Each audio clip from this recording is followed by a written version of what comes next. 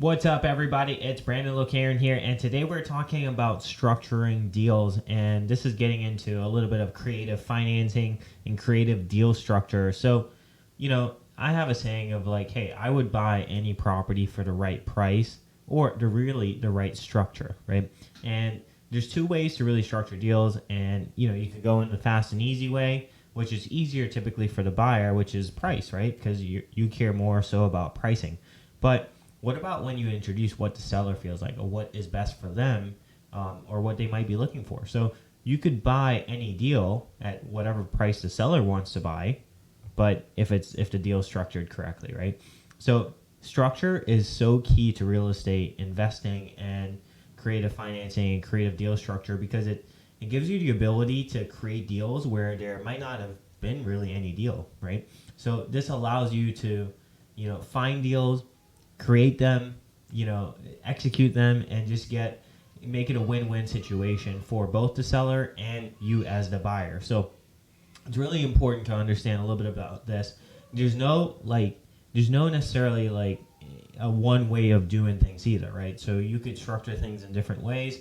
It just depends on the deal. Again, like there's no one proven method that you have to follow. It's not one of those things where it's like the burst strategy or fix and flip or 1% rule. There's no rules to this, so it's very like give and take. It's very flowy, if you will, right? So I'm gonna kind of show you guys an example of an opportunity that kind of came across my desk recently, and it basically I'm gonna jump to the whiteboard to kind of explain this thing. So there was a house, right, and someone passed away.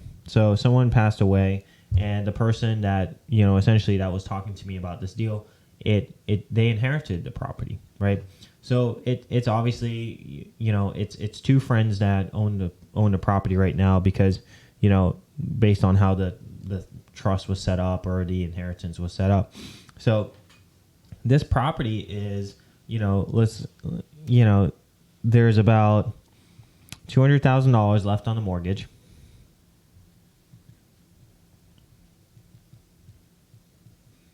At, get this, 3.25%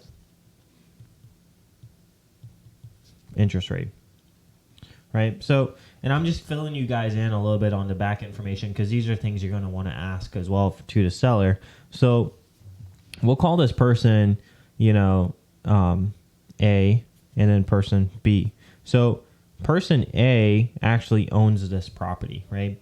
And person A has this mortgage left on it at 28.25%. This house, the ARV, is actually $550. Right? So person A owns this house. They're super happy. And a little smiley face. And person B wants to jump in on this deal, right? So person B doesn't own this house, right? So person B is like over here, like, oh man, like I want to jump in on this. And again, these two people have a relationship already. And that's one of the things with deal structure is you want to have a strong relationship. You want to make sure that you have sort of a good understanding with the person, that person trusts you, and like you trust each other, because there's a lot of trust when you're structuring deals one way or another, whether it's with title, whether it's the bank, that kind of thing. Well, this property needs a lot of work. So realistically, we could probably sell this property for, as is value today. I would say it's about $350. And this deal, sure, like this person could walk away. Person A could walk away with $150,000, right? But person B is like, hey, there's an opportunity here, man. Like we could flip this thing, right? Like you could, if you did some value add, we can get up to $550, right? So again, there's an opportunity. This would have not normally been a deal, but because someone is looking at it and saying like, hey, there is some opportunity for both of us to make some money here, let's do it. So I wanted to talk through, and the reason they reached out to me was because I love structuring deals. I love finding opportunities where there normally wouldn't have been opportunity to make someone else money, right? So person B is like, hey, look, I'm willing to flip this, but what you need to do is there's room for both of us to make money because there's risk for person B, right? And I'm going to tell you what person B is going to do in a second. But person A is like, hey, why don't I walk away with 150K? Sure, you can. Absolutely. Person B is like, hey, what if you walked away with a little bit more than 150K? And person A is like, hey, look, well, I'm open to it if you just show me how, right? And again, you have to be open. The negotiating party, the seller or the buyer, has to be open to these deal structures. They have to understand it. And communication is so key when you're structuring deals and when you're structuring opportunities, because if there's anything that's miscommunicated, it could be taken as that person just wants to take advantage of me, right? So it's really important to make sure that both parties agree to this and they're open to it and they understand the structure on both sides. And that's why I highly recommend doing like completely transparent deals, because then both parties agree. There's nothing to hide, nothing to lie about, nothing to cover up, nothing to mark up, right? So it's really important to understand that. So person B is like, hey, look, we ran through the property. It's about needs about $100,000 in repairs, right? So if we add $100,000 in repairs, the value then goes to $550, right? So person B is like, dude, I'll bring this money, right? So now he's happy, right? He or she. And they're happy, like, hey, I'm going to bring this money. We're going to get this property essentially. Because again, like going back, person A could sell this property for $350 right now to a flipper, to a wholesaler. Like they could make some money, right? But person B is like, hey, look, if you hold a note on this, which is about, I think it's about $2,100 a month, I will come in and then I will fund this deal. I will fund the construction on it. And get this, because I'm giving up my $100,000, then what we're going to do is whatever we sell it for, then we are going to split that difference, right? So we're going to split this $550, right? Minus your $350, because you could sell it as is, right?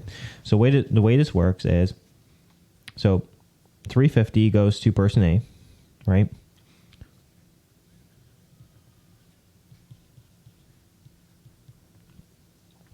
Minus the mortgage, because they got $200,000, right? So they get $150, right? And then anything above that, they split 50-50. So basically, after this person here gets paid back their $100,000, they'll get back their $100,000. So they'll get $100,000, right?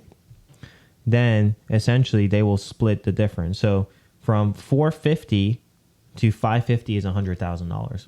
So this $50,000 comes here plus 50 plus 50. So this person A is happy, extremely happy, because now they made $50,000 for not doing anything, right? Person B is like, dude, I'm happy. I just made 150% on my money, right? In 3 months.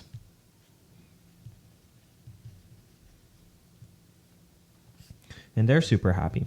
So I hope you guys see that structure. And it's just like an example. Again, like there's no one way to do this thing.